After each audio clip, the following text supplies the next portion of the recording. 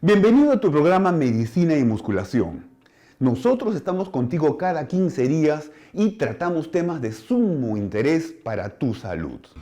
Hoy tenemos el programa Formas de entrenamiento entre los hombres y las mujeres. No obstante, hombres y mujeres tenemos que hacer ejercicio. Los ejercicios tienen que ser y son dirigidos en forma diferenciada. De lo contrario, no logramos el objetivo.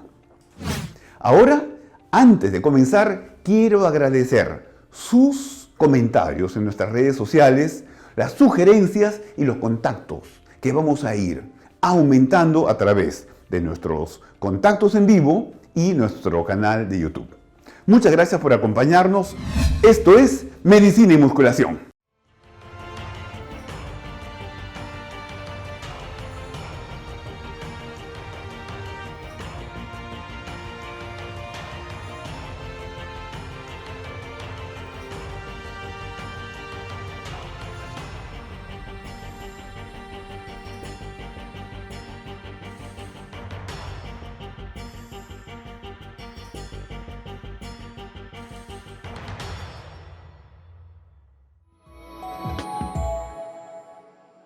Ahora, veamos qué es perder grasa corporal. Acompáñame unos segundos con esto.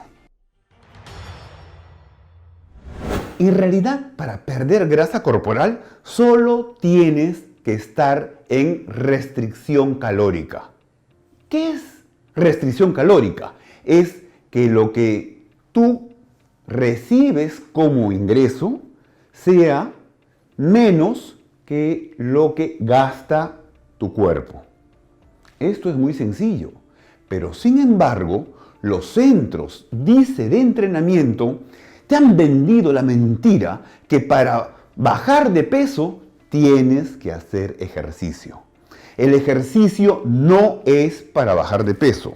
Un gordo que se pone a hacer ejercicio se destruye la columna, la cadera, los tobillos, la rodilla. Eso es muy malo para tu salud. En otras palabras, lo único que tienes para bajar tu grasa es comer menos.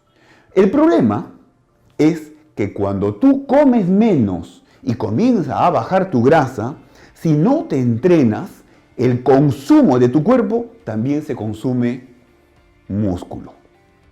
Lo inteligente es hacer la restricción calórica para bajar la grasa corporal y además hacer un poco de entrenamiento con carga para que tu músculo no se atrofie. El músculo se atrofia en la medida que no lo estimulas.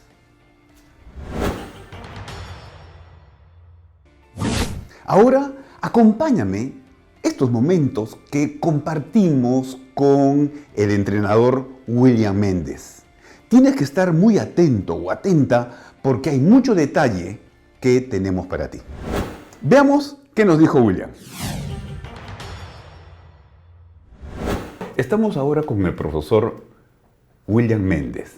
Él es un extraordinario entrenador y nos va a acompañar para absolvernos algunas preguntas. William, gracias por estar acá. Gracias a ti por la invitación.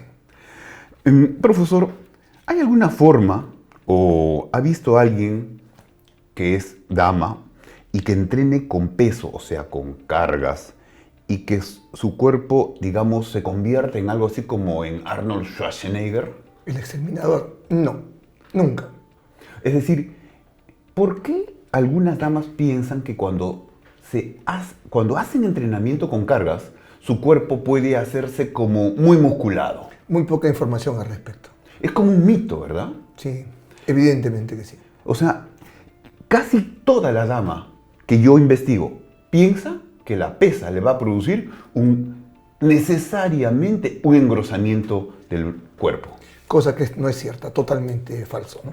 Sí, la realidad es otra. Felizmente, para eso estamos, para informar. ¿Usted le indica entrenamiento a una mujer igual que a un hombre? No, no hay forma. El hombre es lineal, La mujer es cíclica. Se refiere hormonalmente. Así es, el hombre no tiene periodo menstrual, la mujer lo tiene. Y técnicamente el trabajo debe ser guiado por un profesional en forma correcta de acuerdo al periodo menstrual. La mujer estructuralmente, hablando en estructura ósea, es totalmente diferente a un hombre. No se puede trabajar de la misma manera y en momentos explosivos el hombre puede entrenar de una manera y la mujer es claro que no puede hacer movimientos explosivos. El riesgo de lesión es muy alto.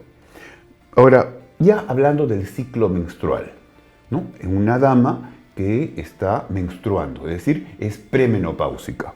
¿En qué parte del ciclo menstrual se le podría sacar más provecho? En otras palabras, se le podría exigir más al cuerpo con entrenamiento con cargas. Comencemos con la palabra técnica. A partir de la fase folicular, el tercer día del sangrado y 15 días sucesivos. En ese momento es el momento idóneo para una exigencia mayor a la mujer. Se dan los resultados mucho más marcados que en otro momento del periodo. En otras palabras, hay un momento del ciclo menstrual donde exigirle al máximo, casi a la falla muscular, no la va a lesionar y le va a sacar más provecho. Es el llamado momento metabólico, así es. Eso de la falla muscular es muy relativo, porque eso lo tenemos que determinar mirando a la persona que tenemos al frente, porque exponemos a una persona no preparada a una lesión. Ese tipo de entrenamiento agresivo no es para cualquiera. No es para principiantes, no, ¿verdad? No hay necesidad. Como ven en la figura, este es un ciclo menstrual, del número 1 al día 28. El estrógeno está representado por el color celeste, que como ven comienza a elevarse en el día 3, mira la tabla hacia abajo, y tiene los picos suficientemente altos hasta el día 17 o 18 del ciclo menstrual. Esos días son que una dama tiene que entrenar con toda la intensidad posible porque el estrógeno es el mejor anabólico que tiene. Ahora continuemos con la entrevista. Sigamos con las damas. Ahora pasemos a hablar de una mujer que ya no menstrua. Ese periodo llamado posmenopáusico. El entrenamiento en una mujer posmenopáusica diferencia a una premenopáusica. ¿Qué le agrega o qué le quita al entrenamiento? Hay dos escenarios. Bien. El que viene entrenando constantemente, O sea, una mujer acostumbrada a entrenar. los cambios podrían ser mínimos, ¿no? En una mujer que recién comienza a entrenar, tiene que iniciar por el principio, en forma progresiva y con mucho cuidado para evitar lesiones. Y ya no tendría esas etapas premenopáusicas de los ciclos menstruales, ¿verdad? No. Bien. Profesor, muchas damas sufren de estreñimiento de múltiples orígenes.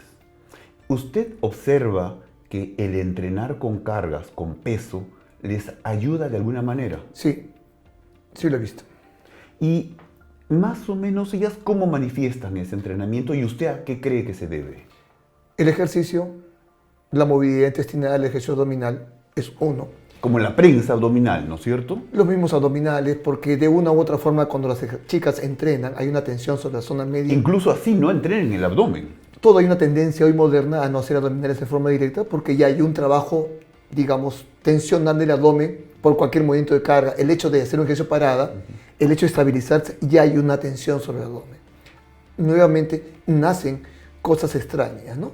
Se dice que no hagan abdominales porque le crece la cintura, cosa que también no es cierta, ¿no? Ahora, pasemos ahora a otro tipo de lesión, mejor dicho, a otro tipo de circunstancia. Hay mujeres que dicen que sufren de la columna y ya han sido evaluadas por su médico y su cirujano o su traumatólogo le ha dicho que no tiene un problema quirúrgico y van a entrenar. ¿Usted le sugeriría que haga entrenamiento con pesa o la mandaría a hacer el llamado cardio? Evidentemente con pesa, pues, ¿no? Con pesa. Claro. ¿Y cómo haríamos? Es que, por lo general, en lo que llevo yo mirando personas, lo que más sobra es grasa y lo que más falta es músculo. Y la mujer tiene que tener una masa muscular correcta para poder sostener su columna vertebral. Porque lo que le está haciendo falta es músculo para que le des esa estabilidad a la columna, ¿verdad? Muchas de ellas tienen escoliosis, tienen lordosis, tienen pie plano y no se dan cuenta. Entonces, un entrenador acucioso se da cuenta de ese pequeño detalle para evitar lesiones. Muchas gracias por esto. Ahora, desde su experiencia, usted, hablando de pie plano, ¿cuántos segundos se demora para darse cuenta que alguien tiene pie plano? Desde que entra por la puerta.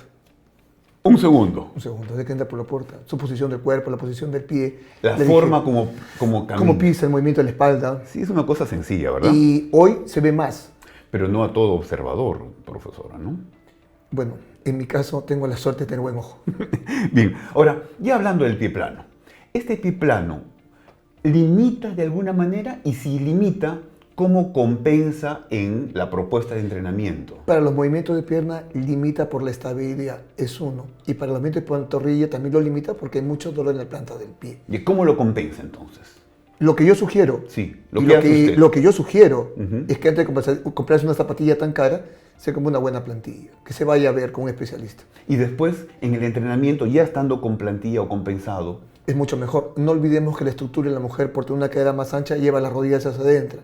Y si a eso le agregamos un pie plano, generamos... que le rota más la rodilla y la fuerza más, ¿verdad? Entonces, al amparo de eso, ¿cómo podemos hacer que una chica haga sprints, saltos? O sea, teníamos que ser poco coherentes con la información que poseemos al día de hoy, ¿no? Tomemos unos segundos para entender esta imagen. En la parte externa está lo que llamaríamos una pierna recta. Usualmente le llaman normal. En el otro lado es lo que llamaríamos una piel en genuvaro, que eso no lo vamos a explicar al centro. Pero fíjate en la parte central. Es una persona que amplía sus caderas hacia abajo, hacia las rodillas, las junta un poco y sus pies están separados. En la persona que tiene pie plano, el pie se pivotea hacia adentro y el genovaro, es decir, las rodillas se pegan más, malográndole los ligamentos y los cartílagos dentro de la rodilla. Es decir, tener un análisis de su estructura puede permitir a un entrenador responsable estar en la mejor condición para la guía. Bueno, continuemos con la entrevista. Obviamente sabemos que damas y caballeros somos completamente diferentes, por lo menos en la parte estructural de lo que estamos hablando. ¿Usted de alguna manera le recomendaría a las personas que nos están oyendo que hagan los entrenamientos llamados HIIT? Nunca. Explíquenos un poco. Para la masa muscular, Mm. el ejercicio con cargas es el primer estímulo para la respuesta correcta de la masa muscular. La reducción de medidas es un tema netamente nutricional. No hay ejercicio alguno que ayude a perder la grasa corporal. No hay inventado hasta ahora. Si lo hay, me avisas para mandarlo a la NASA, ¿no? Tomemos unos segundos para graficar lo que estamos hablando. Si tú ves, el muchacho o el joven, el entrenador de la barbita oscura, está utilizando todos los trofeos que tiene al costado como respaldo de lo que está indicando en la gordita. Y le está indicando a esta mujer gordita que el ejercicio es lo mejor que tiene que hacer para bajar de peso. Esto es un disparate. No hay una sola evidencia que el ejercicio sea la mejor opción para bajar de peso. Es más, tomar el ejercicio como primera opción te malogra todas las articulaciones. Para bajar de peso lo que tienes que hacer es una importante restricción calórica y primero tener una evaluación médica profunda. Continuemos con esta entrevista. Los movimientos llamados HIIT, ¿le favorecería en algo a una dama? Es mucho riesgo de lesión. La recuperación es muy lenta. La mujer no está hecha para eso. Se daña más, potencialmente se va a dañar más. Acabamos de hablar de la estructura de la cadera, las rodillas, la posición. O sea, ¿qué necesidad hay de exponerla a una lesión por tan poco beneficio? La masa muscular, el ejercicio con cargas hecho en forma correcta y supervisada por un profesional es más que suficiente. Profesor, ¿usted ve que las mujeres que están entrenando con cargas pueden reducir medidas, o sea, afinar su cintura, por ejemplo? Somos el deporte más criticado, pero a la vez somos el deporte que tenemos mejores piernas, mejores glúteos, mejor cintura. Están equivocados ellos, estamos equivocados nosotros. Yo creo que el éxito de un cuerpo bonito es la musculación. Y la reducción de medidas es más que segura. En otras palabras, lo mejor que puede hacer una dama para afinar cintura, proyectar glúteos, es Entrenar con pesas. Y una de las ventajas de entrenar con pesas, ¿qué es?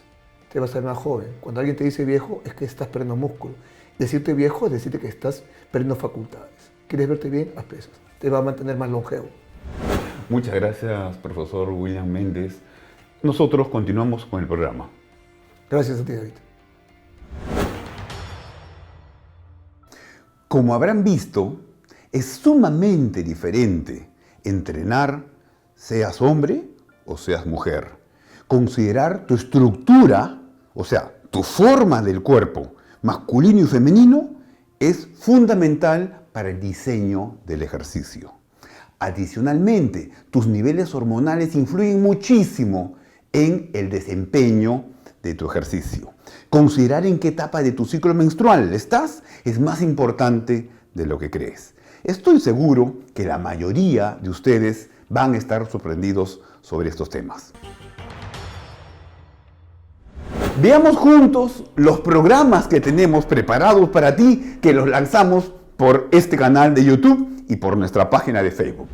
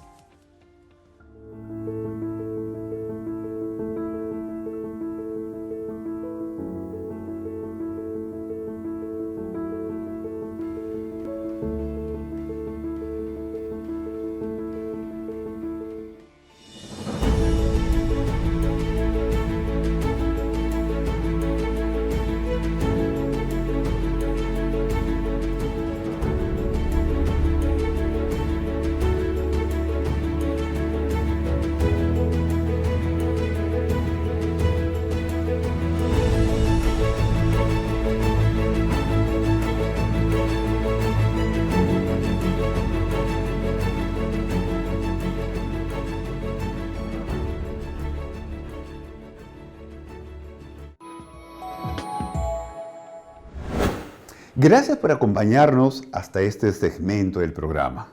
Para los interesados, veamos profundamente qué es el catabolismo, porque es un tema sumamente interesante. Acompáñenme a ver este tema. Antiguamente, es decir, las primeras o primarias ideas de cómo el cuerpo mantenía los diferentes tejidos y las células, sean las grasas o incluso el músculo esquelético, eran esencialmente estáticas. Se pensaba que no se movía nada, eran invariables.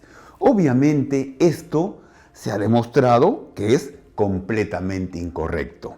Tenemos una dinámica constante, es decir, en cualquier momento dado, gran parte de las células de tu cuerpo están sufriendo una constante transformación, un proceso de degradación y también de construcción. No es estático. Te lo voy a decir de una manera más sencilla. El anabolismo, o sea, la construcción, es tan importante como el catabolismo y la destrucción. Así que no hay que temer. Es parte de la vida el anabolismo, construcción y el catabolismo. Las estructuras más grandes, es decir, las proteínas, se descomponen progresivamente en otras más pequeñas, aminoácidos o proteínas más pequeñas. Y también las estructuras más pequeñas, los aminoácidos, que nosotros ya absorbimos, las construimos, las acomodamos a estructuras más complejas, que son las proteínas que componen nuestro cuerpo. Obviamente, parecería que en algunas células esto es diferente que en otras, porque hay células especializadas para cada actividad en forma predominante. En realidad, la resíntesis, por ejemplo, en los adipocitos, reciben y ellos vuelven a construir la grasa de otra manera dentro del adipocito. El hueso sufre un proceso parecido, es decir, lo mismo va a suceder en cada célula, para todos los tejidos, incluso para tu cerebro. Las células incorporan y degradan su material. En ese instante mismo que estoy yo hablando, tu hígado está descomponiendo y haciendo varias proteínas. Y también está degradando tus proteínas. Incluso tus músculos son una fuente constante de síntesis y degradación o ruptura de proteínas. Así que mientras permaneces sentado ahí leyendo, tus células grasas están descomponiéndose y resintetizando sus triglicéridos almacenados en ella. El hueso sufre un proceso similar. Obviamente lo mismo es, ¿verdad?, para todos tus tejidos, incluso para tu cerebro. En este mismo instante que yo estoy hablando contigo, tu hígado está descomponiendo un sinnúmero de proteínas, incluso tóxicas, y rehaciendo otras muy importantes para tu salud. Y tus músculos también son una constante de degradación y resíntesis. Y aunque esto te puede parecer energéticamente torpe o muy costoso, esto ha proporcionado al cuerpo humano una increíble adaptabilidad para lograr una capacidad de resistir condiciones adversas y así evolucionar. La combinación de degradación y la resíntesis, llamada generalmente rotación o ciclo anabólico catabólico, es en el contexto de los tejidos.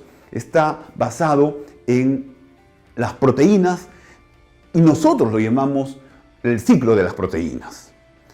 Cuando uno trabaja en el ciclo, puede hablar del ciclo de los carbohidratos, el ciclo de los lípidos o el ciclo de las proteínas.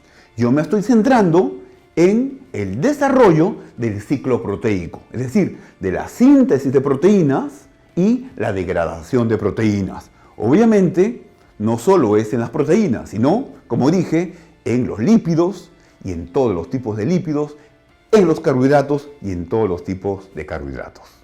Tengo que explicarte que el cerebro que tienes, obviamente, que todos tenemos, no solo el tuyo, es casi solo grasa. Así que no le tengas miedo a la grasa. Cada tejido se descompone, obviamente, a velocidades muy dispares, mientras que las proteínas de tu hígado pueden ser degradadas completamente y resintetizadas en algunas horas. El músculo esquelético es renovado más lentamente. Y los tejidos como los tendones y los ligamentos se renuevan aún más lento que tu músculo esquelético.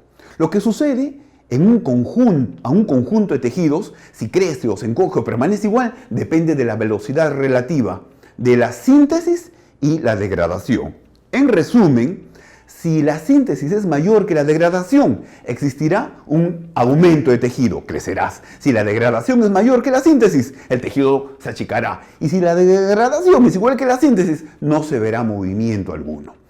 Esto indica que disponemos de formas diferentes de influir sobre la cantidad de un tejido dado. Digamos, por ejemplo, que alguien desea incrementar su músculo, quiere crecer. El músculo que posee puede incrementar la síntesis proteica o reducir la degradación proteica, o hacer ambas cosas, que es lo más sensato. Esta distinción es importante porque varios elementos, como los nutrientes en el entrenamiento, incluso los fármacos, pueden afectar en forma diferente cada uno de estos procesos. Incluso la velocidad de digestión es uno de los elementos que influyen porque cada proteína tiene una digestión, una degradación de manera diferente. Veamos los comerciales que tenemos para ti.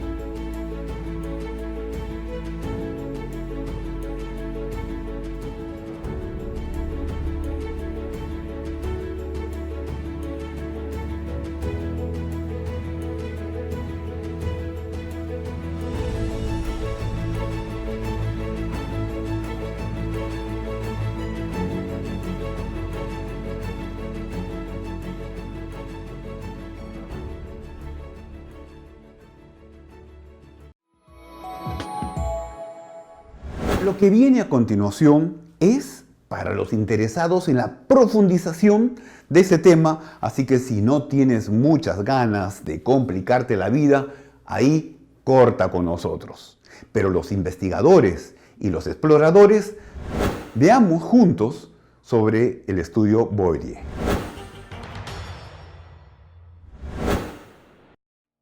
Fue llevado a cabo el año 1997.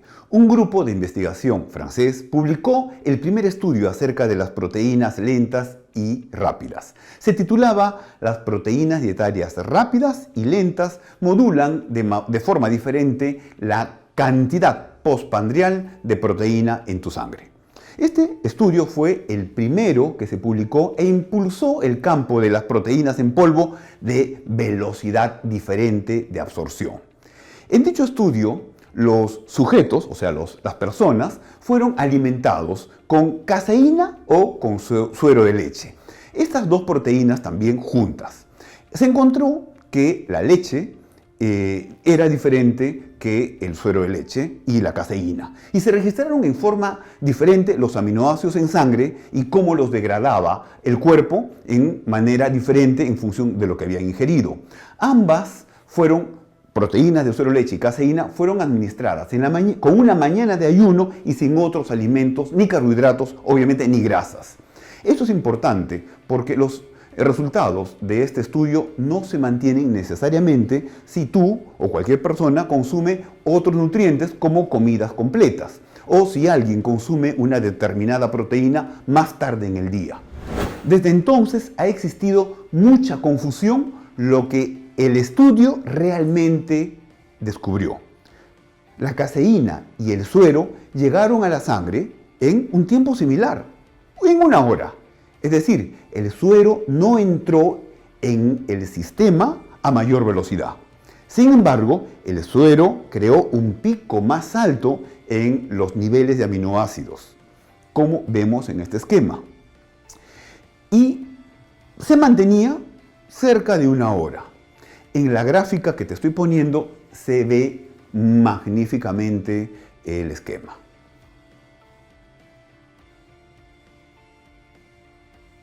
El perfil de aminoácidos, caseína versus suero de leche. Se advierte que ambas entraron al torrente sanguíneo en un tiempo similar, tardando en torno más o menos a una hora.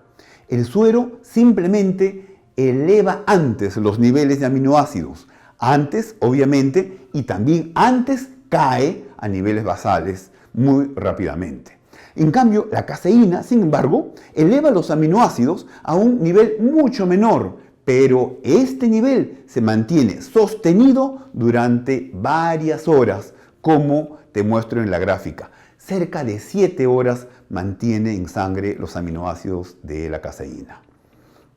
Obviamente, eso es sumamente importante porque nos informa sobre los niveles de aminoácidos en sangre. No es verdad que hace entrada mayor el suero y la caseína en forma diferente. Entran en forma parecida. Ahora, en cuanto al efecto de las proteínas sobre la síntesis y degradación proteica, se descubrió en este estudio de 1997 que el suero eleva la síntesis de proteína sin afectar la degradación. Mientras, o por el contrario, que la caseína sí disminuye la degradación proteica, sin afectar significativamente la síntesis de proteína en el músculo. De aquí que el suero fuera considerado en 1997 una proteína anabólica y la caseína una proteína anticatabólica. También, añadiré, se quema más suero, entre comillas, como energía, es decir, se oxida, que obviamente la caseína, porque eleva muy rápido los aminoácidos en sangre. Quiero explicarte, para resumirte esta parte, que la cantidad o la velocidad de ingreso de los aminoácidos a tu sangre es importante, pero no es lo más importante. Lo más importante es cómo mantiene esos niveles durante las siguientes horas. Esto, por supuesto, fue delincuencialmente sacado de contexto para vender suplementos de proteínas en polvo y usufructuar en forma maliciosa un detalle muy técnico de esta información: la leucina y el estudio Boirie. Los investigadores también evaluaron además la forma en la cual cada proteína afecta el balance neto de la leucina, es decir, a cuánta leucina era almacenada en el cuerpo. Esto se emplea como un indicador de lo que sucede con los niveles del resto de los aminoácidos.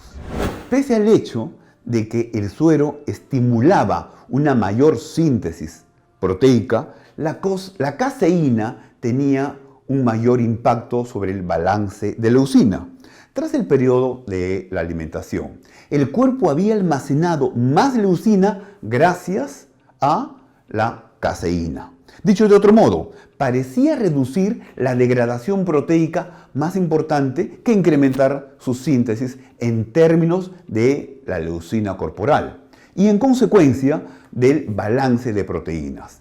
Este estudio originó una industria completamente nueva en el mundo de la nutrición deportiva.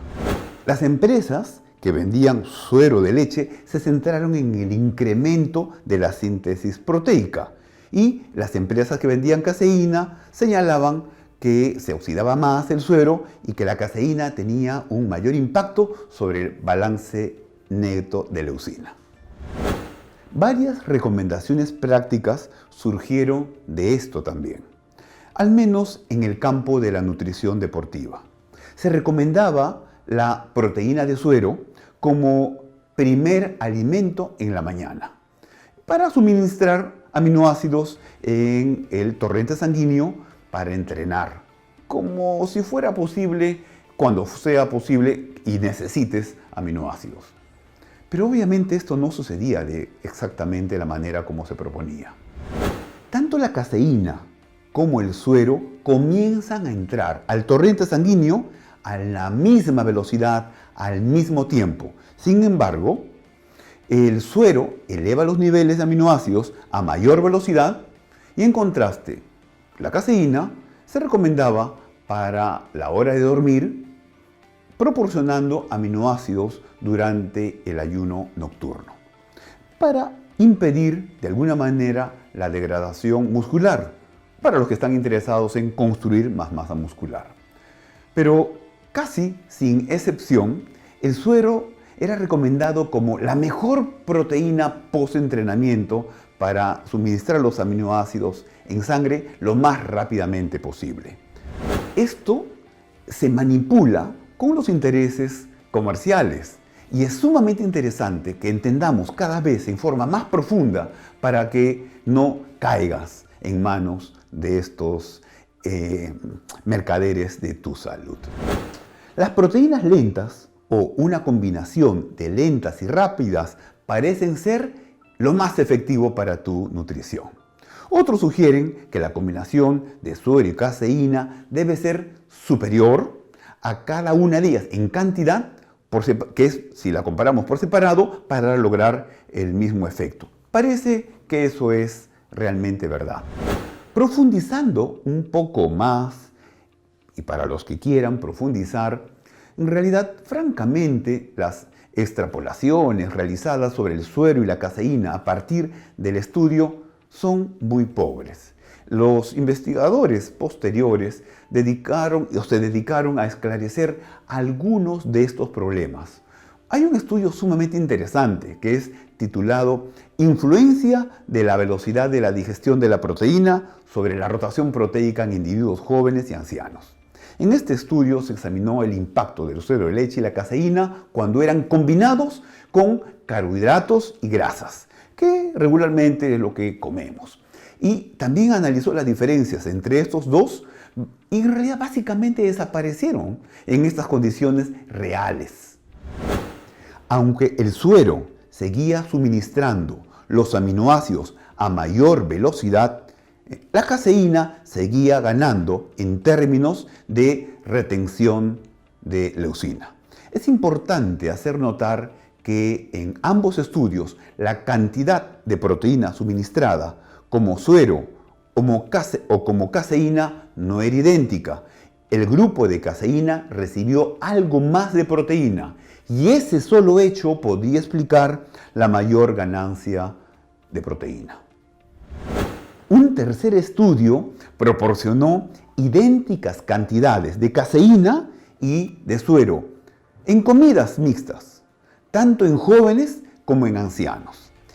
En ese estudio, el grupo de suero destacó un poco más entre los jóvenes, pero notablemente en los ancianos, en personas de más de 70 años. Esto indica que incluso el contexto de comidas mixtas, el suero destacaba un poco más ligeramente en el aporte de aminoácidos. Las últimas investigaciones demuestran que los ancianos responden de manera muy diferente a la proteína que las personas mucho más jóvenes que estos. Hay muchas teorías, pero parece que se han insensibilizado a la proteína de algún grado o de varias maneras, fundamentalmente por la parte endocrinológica. Para resumir, quiero decirte que la velocidad con que una proteína entra a tu torrente sanguíneo no es tan importante. Resumiendo, quisiera que consideres que es sumamente importante no atender tanto el volumen o la velocidad con que la proteína absorbes a tu torrente sanguíneo. ¿Por qué? Porque eso es utilizado para venderte la proteína. No digo que no sirva, pero tienes que considerar que cuando tú comes proteína de cualquier forma, tiene que haber un proceso de digestión. Así que entrenar bien y inmediatamente consumir la proteína es un absurdo. ¿Por qué? Porque si no consideras que necesita horas o por lo menos una hora para digerirse y comenzar a entrar a tu torrente sanguíneo, estás perdiendo una hora de ventana anabólica. En cambio, si tú ingieres la proteína antes de entrenar, el tipo de proteína que decidas, en el momento que estás entrenando, ya está entrando la proteína a tu torrente sanguíneo. Progresivamente, en los siguientes programas vamos a profundizar sobre este tema. Para el próximo programa hemos preparado para ti el uso de energizantes, si es que sirven o no sirven, y si sirven, cómo y cuándo usarlo. Y también el uso del óxido nítrico, que tiene una tremenda promoción y quizás tengas grandes sorpresas cuando veamos con nosotros este tema en cierta profundidad. Este y muchos temas para el próximo programa Medicina y Musculación. Como verán, estos temas son amplísimos. Podríamos estar días y días conversando, pero tenemos que restringir para que tú y yo tengamos esta actividad en forma constante, regular y nos vayamos entendiendo en profundidad. Medicina y Musculación está diseñado o pensado para que progresivamente vayamos vinculando la ciencia de avanzada con la práctica diaria del deporte vinculada a la musculación. Realmente estuvimos muy contentos de compartir con ustedes este tema de hoy. Muchas gracias por acompañarnos y esto fue todo por hoy.